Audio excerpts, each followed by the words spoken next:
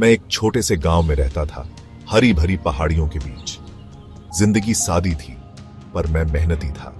मैं अपने परिवार की खेतों में मदद करता था और अरे हाँ, एक बेहतर जिंदगी का सपना देखता था। अर्जुन को पढ़ना बहुत पसंद था। गांव में किताबें अनमोल थीं और वो गांव के बुजुर्ग से किताबें उधार लेता था। इन किताबों से उसने पहाड़ियों के पार की दुनिया के बारे में सीखा। एक दिन मैं जंगल में लकड़ी लेने गया। जंगल घना और रहस्यमय था। मुझे एडवेंचर का एहसास हुआ। अर्जुन ने एक पेड़ के नीचे कुछ चमकता देखा। वो एक किताब थी जिसका कवर सोने का था। धड़कते दिल से उसने उसे उठाया। उसके हाथों में वो गर्म लगी। मैंने किताब खोली। पन्ने अजीब से निशानों से भरे थे। जैसे ही मैंने उन्हें छुआ, वे चमकने लगे। अपनी विश लिखो और वो पूरी होगी। मैं डरा हुआ था, फिर भी उत्साहित था। क्या ये सच हो सकता है? मैंने अपनी सभी इच्छाओं के बारे में सोचा। मैंने धन की कामना की। तुरंत सोने के सिक्के प्रकट हुए। अर्जुन बहुत खुश हुआ। उसने और विशेस लिखी। हर बार उसकी विशेस पूरी होती गईं। उसकी खुशी का ठिकाना नहीं था। उसने एक बड़े घर की कामना की, एक ऐसा घर जो सबसे सुंदर और विशाल हो, और देखते ही देखते उसकी यह इच्छा भी पूरी हो गई। उसने स्वादिष्ट खाने की कामना की। हर प्रकार का व्यंजन उसकी मेज पर था। हर विश पूरी हुई। वह हर दिन नए नए पकवानों का आनंद लेने लगा। उसने अपना धन अपने परिवार के साथ बांटा। उसके परिवार के सभी सदस्य बहुत खुश थे। वे सब मिलकर खुशियां मना रहे थे। मुझे ज्ञान चाहिए था। मैंने सोचा कि अगर मुझे सब कुछ पता चल जाए तो मैं सबसे बुद्धिमान बन जाऊंगा। मैंने किताब में लिखा और सब कुछ जानने की इच्छा की। मैंने सोचा कि यह सबसे बड़ी इच्छा होगी। मेरा दिमाग जानकारी से भर गया। मुझे हर चीज का ज्ञान हो गया। मैं हर सवाल का जवाब जानता था। मैं गांव का सबसे ज्ञानी आदमी बन गया। लोग मेरी बुद्धिमानी की प्रशंसा करने लगे। वे मुझसे सलाह लेने आते थे। लोग दूर दूर से अर्जुन की मदद लेने आते थे। वे अपनी समस्याओं का समाधान चाहते थे। वो उनकी समस्याओं को सुलझाने के लिए किताब का इस्तेमाल करता था। किताब में हर समस्या का हल था। वो खुद को पावरफुल महसूस करता था, पर कुछ कमी थी। उसे लगा कि उसके पास सब कुछ है, फिर भी कुछ अधूरा है।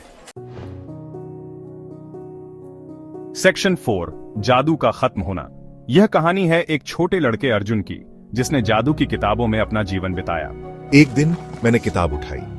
यह किताब बहुत पुरानी थी और इसके पन्ने पीले हो चुके थे। वो ठंडी लगी। निशान धुंधले थे।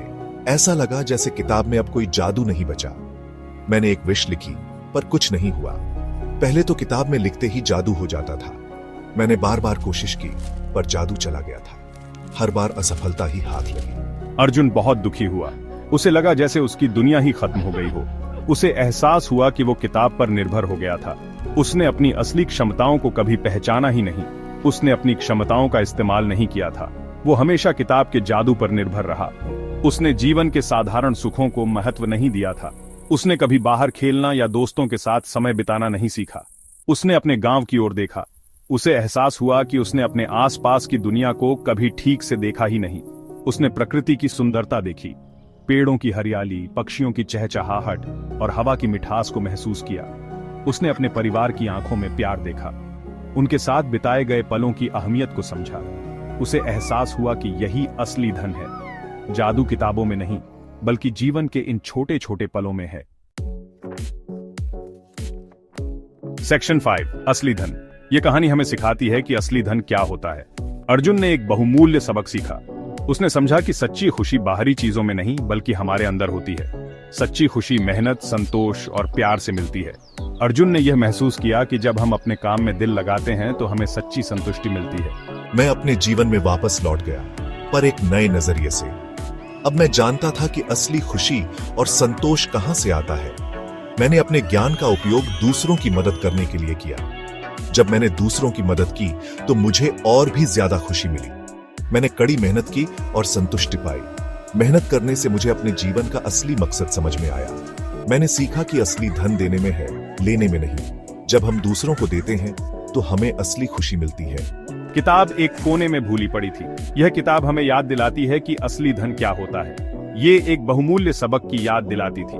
यह हमें सिखाती है कि असली खुशी और संतोष हमारे अंदर होते हैं। जीवन में संतुलन और संतोष किसी भी जादुई शॉर्टकट से ज्यादा महत्वपूर्ण है। हमें अपने जीवन में संतुलन बनाना चाहिए।